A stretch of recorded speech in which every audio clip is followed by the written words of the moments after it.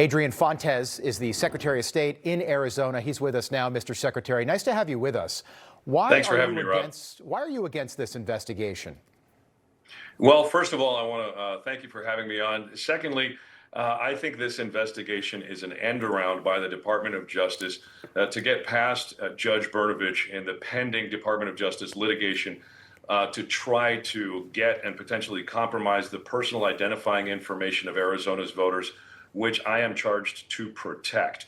That is part of the data that is that we think may have been turned over, but at the end of the day, 2020 is long over, and we have moved on. And in fact, I'm happy to report, and I also presided over the Electoral College when Donald Trump won Arizona in 2024 with 81% of the vote by mail. So mail-in balloting has been used by both parties very successfully here in Arizona. Voters love it, and we're going to keep doing it. So I agree with you. We've moved on to the point where Donald Trump is president again. But if there was anything not on the level about any election, tonight we're talking about 2020, I would hope that anybody in your position would want that investigated.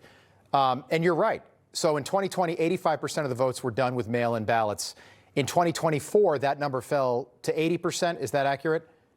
81%. 81%. And Donald Trump won the state. But there were still reports of people waiting in line, which, Mr. Secretary, that means you've got 20% of the state, 19% if you want to be technical, that can't cast their ballot because there are issues. 19% are trying to vote in person. There's, you know, if you want to be correct about it, 19% of the vote, we'll use your number, didn't stand in line, you can't say they couldn't cast their vote.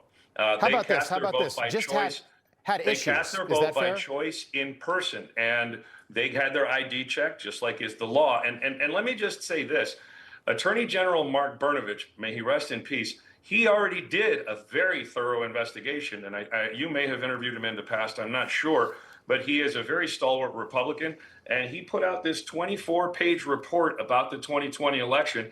It's been investigated. It has been investigated thoroughly and completely. It's been litigated and relitigated. And so what I'm hoping is that we can get away from the grievances of one candidate who lost in 2020 and move on to talk about all of the other things that Americans need to deal with today. Was Joe Biden president when Mark Brnovich conducted his investigation?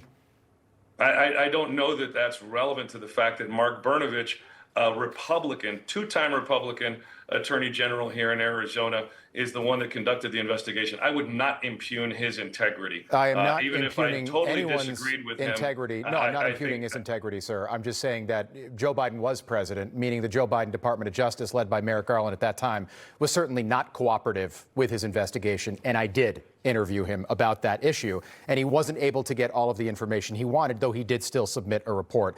Let me play a soundbite. This is you in the past saying you trust the Arizona election system, but I just want to set this up for everyone at home. These systems are good, secure, robust systems that Arizona's been using for decades and decades, and Arizonans like using them, and Arizonans trust these systems. I can't help it that some politicians don't, but you know why they trust these systems? Because the folks that are doing the work on the ground are your neighbors and your neighbors and your family and friends. They're Arizonans just like y'all. So the FBI got reports about irregularities on Election Day in 2020 and 2024. And I bring this up because they got those reports from Democrats and Republicans, election observers. So why wouldn't you just want an open investigation? Well, we've had these investigations, and the bottom line is, just like the Center for the Future of Arizona has indicated, Arizonans trust these elections. Look, Arizonans want to move towards making sure that they can take care of all of the other issues that are happening in their lives.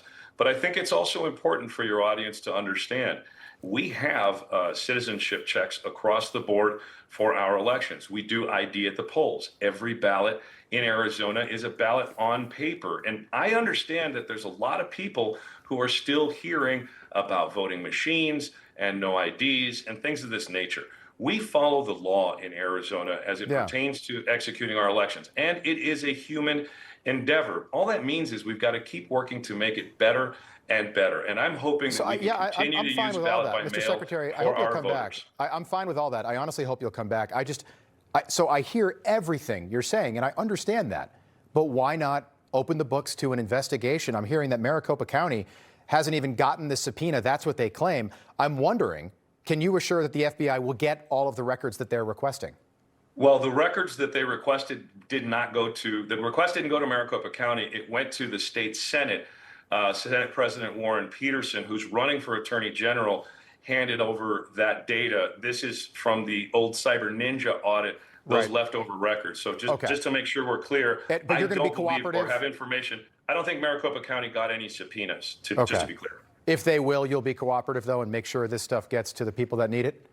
Well, I don't run Maricopa County anymore. I used to be the county recorder, Secretary now of State. I'm the secretary. If they get it, well, we're going to cooperate. We're going to do what's legal, which is all we've ever done. Information. Truth